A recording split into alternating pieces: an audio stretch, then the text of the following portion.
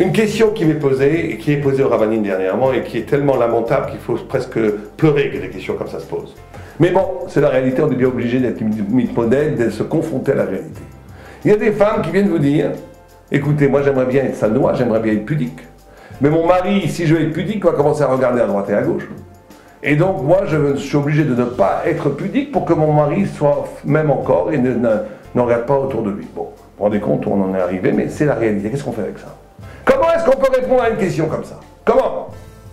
Alors, il y a deux axes, ou trois axes. Premier axe, c'est qu'effectivement, on est arrivé aujourd'hui, il faut le comprendre, une sorte de perversion, qui vient d'ailleurs d'une bénédiction. Énormément de gens sont revenus à la Torah, mais beaucoup de gens qui sont revenus à la Torah n'ont pas abandonné tous les repères et la symbolique esthétique qui existent chez les non-juifs. Et il ne faut pas croire que c'est le lot que des Baal Tchouva, c'est le lot général actuellement, à cause de l'Internet, à cause des médias, à cause de l'infiltration massive de la symbolique non-juive dans l'esprit même thoraïque. Aujourd'hui, il y a une contamination, une pollution de critères goy esthétiques qui font ravage au commun de la communauté juive, et c'est un grand drame. Il va falloir se battre contre ça, comme chaque époque. Et si Dieu nous l'envoie, c'est qu'il y a un sens, c'est qu'il faut se battre contre ça et le dépasser. Donc, la première axe de réflexion par rapport à cette problématique, c'est le combat. De dire, oui, mais on ne va pas se laisser aller, c'est pas parce que chaque besoin, chaque Yetzer-Hara ne doit pas forcément nous faire le chantage que si je ne fais pas ça, je vais faire autre chose. Donc, il faut dire à un moment donné, oui, mais il y a une limite à cela, il faut le combattre.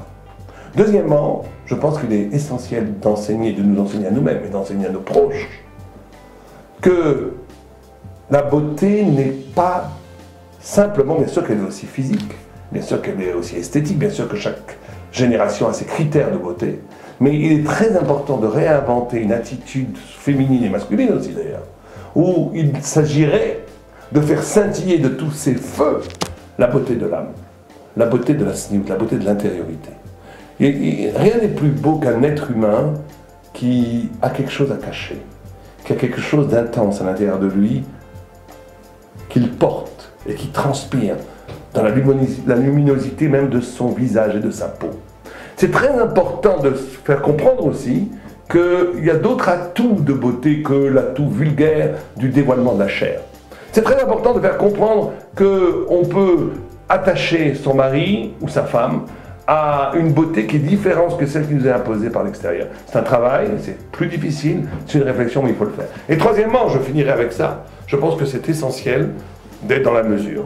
C'est-à-dire qu'il ne s'agit pas de quelqu'un qui fait tchouva ou même quelqu'un qui fréquente un monde où l'esthétique et la beauté extérieure est très importante. Il ne s'agit pas qu'elle devienne Torah Carta du jour au lendemain, mais il y a des limites à se mettre.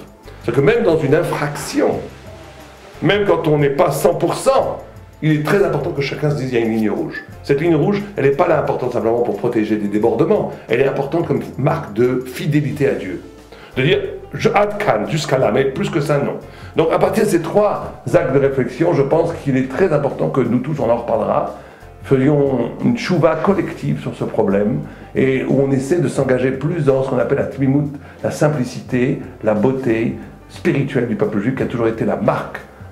Am Israël Baïchan, le peuple juif a toujours été quelqu'un qui n'expose pas de façon virulente sa chair et sa présence physique. Ça a été toujours l'apanage de Esav, de Ésaü, pas de Yaakov.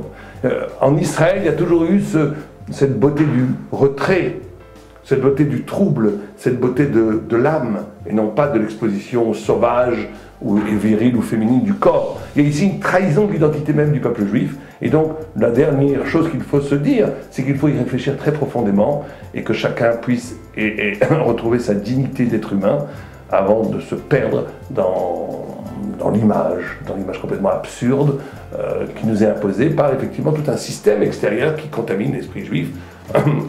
Mais le combat qu'on a mené est fondamental, il doit être mené à Nova Elenu Bezrat Hashem.